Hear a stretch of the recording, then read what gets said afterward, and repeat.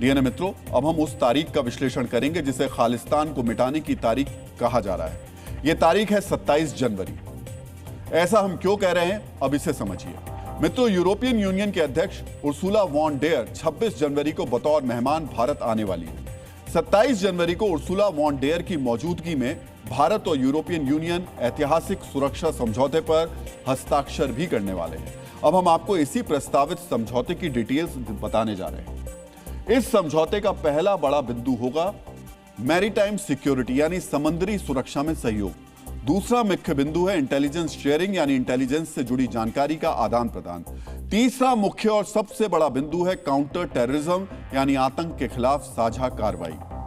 मित्रों, आतंकवाद से जुड़े इसी तीसरे बिंदु की वजह से खालिस्तानी आतंकवादियों और उनके पाकिस्तानी आकाओं की नींद उड़ी हुई है।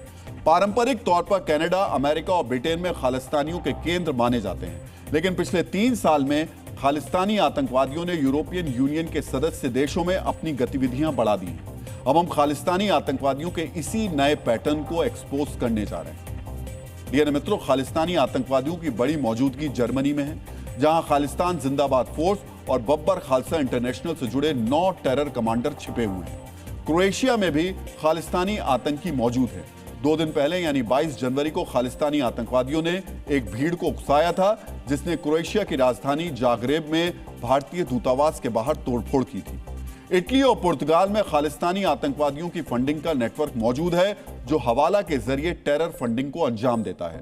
भारतीय एजेंसियों के मुताबिक बब्बर खालसा के आतंकी मेहल सिंह ने फ्रांस की राजधानी पेरिस को आतंकी भर्ती करने का बेस बनाकर रखा हुआ है। खालिस्तानी आतंक को हवा देने वाले ये किरदार राजनीतिक शरण की आड़ में यूरोपीय देशों में जाकर बस गए थे, लेकिन अब यूरोपीय देश भी इनकी आतंकवादी विचारधारा को पहचान चुके हैं। जब भारत और यूरोपियन यूनियन के बीच आतंक रोधी समझौता हो जाएगा, तो यह खालिस्तानी आतंक के यूरोपीय चैप्टर पर सबसे बड़ा प्रहार होगा। यूरोपीय देशों से भारत को न सिर्फ इनकी जानकारी मिलेगी, बल्कि इस आतंक को खत्म करने के लिए भी यूरोपीय देश बाध्य होंगे।